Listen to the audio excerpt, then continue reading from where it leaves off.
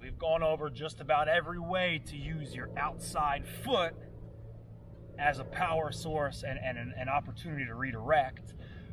But what about if your inside foot makes the most sense? You watch athletes move around the football field. They're crossing over, they're using both feet, they're incorporating a lot of body lean to create these different angles and movements. Sometimes you have to cross your feet over. Sometimes that's the best option. So this position, a little bit different than the single leg landing position we've been using for all that outside foot stuff. We want both feet on the ground here. So I'm going to use a line as a guide to set myself up. My right foot right on the line, that's going to be my inside foot. Feet are just about shoulder width. You don't want them too wide. You don't want them too narrow. I want to shift my weight to my right foot. 99% of my body weight goes on this leg. Lift your heel up, just like that single leg landing position. Drop your butt down. So I'm really heavy here. It's very similar to this, but I have this foot on the ground, sort of like a kickstand for a bike. It's not holding any weight, but it's helping me stay balanced, and it's allowing me to shift back and forth. That's going to be our first drill here to teach this position. I'm heavy on this leg, my heel's high. I want this hand reaching for the ground, but not so much where I lose that chest position and knee bend. Drop your butt down and reach. This leg is light. All I want you to do is shift your hips to the left, lift your left heel, reach your left hand down. My left leg is heavy. Shift right. You can see my chest. Shift left. Both heels are up.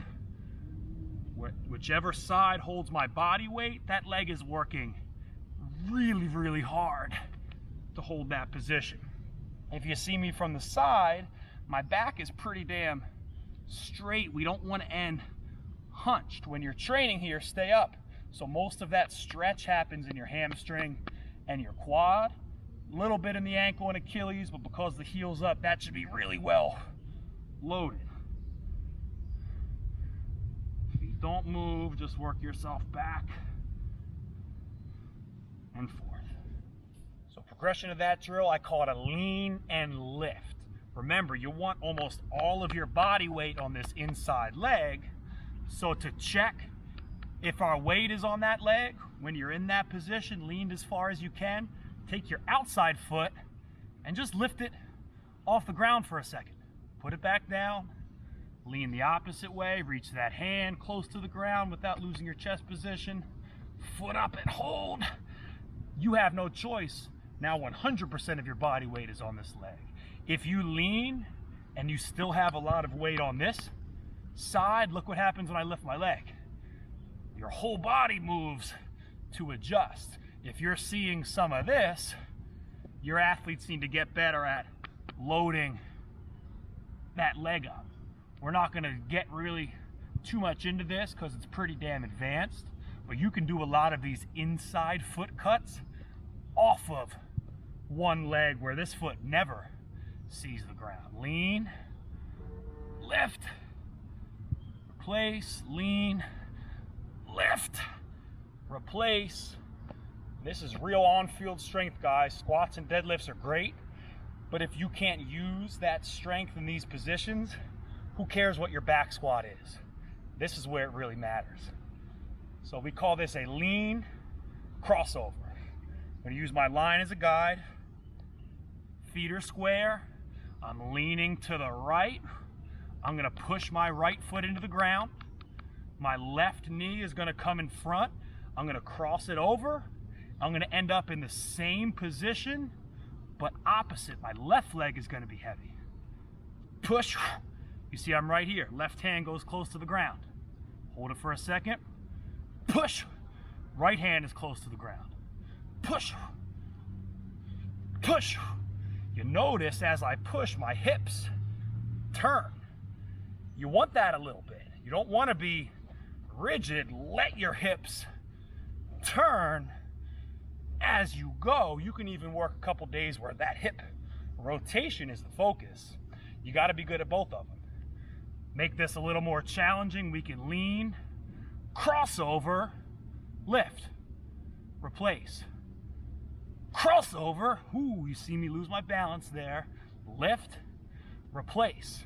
Now guys get punished if they end up in a square stance. We're trying to go from point A to point B as fast as I can. Next drill to practice that position, same setup, lean to one side. Instead of doing one crossover step, you're gonna do two in a row, left foot over, right foot over, reset in that same position. This move is only 2 steps. 1, 2, and then right into the next one. 1, 2, 1, 2, 1, 2, 1, 2, 1, 2. You'll see a lot of guys add a 3rd step. 1, 2, 3, 1, 2, 3, 2, 3. Remember, each step takes time. Football plays are short, 5 to 7 seconds. We can't waste a bunch of time taking unnecessary steps. So start slow on this. 1, 2, and make sure we're only getting 2 steps per move. 1, 2, 1, 2, 1, 2, 1, 2. Keeping everything close to the ground does us no good to be tall. Next and final variation of this is 2 steps in the same direction. After your 2nd step, say I'm going to my right, 1, 2, 1, 2. Now I'm leaning back to my left. 1, 2, 1, 2. 1, 2, 1, 2. It's a horizontal drill, so create the lean, work that shin angle. If your heel is lifted up, you're gonna have a whole lot of return when you push into the ground. I want to incorporate some actual movement here. So back to a 5-yard segment. With faster, maybe older athletes, you can feel free to work this at a 10-yard segment, but I like to teach it short. Head to one line. The inside foot holds your weight.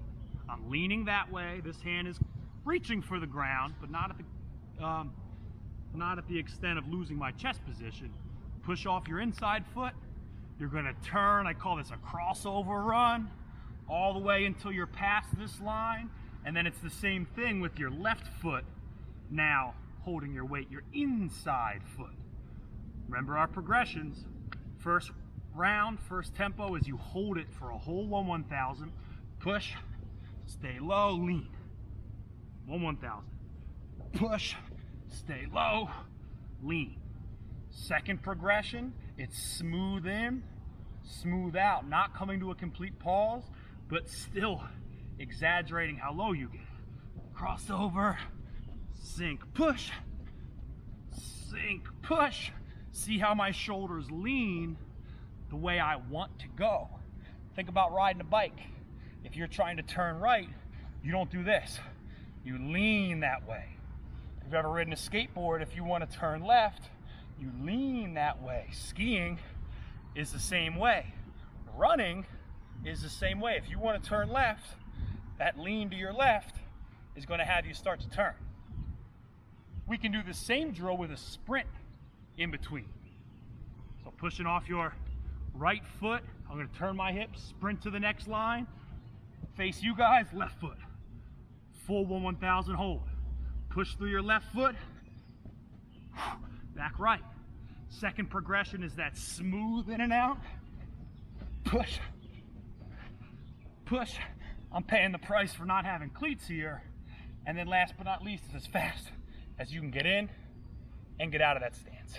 Like we worked with that side shuffle and outside foot transition, we have to take things not just side to side, but in multi-directional movement. So we have our zigzag W drill set up.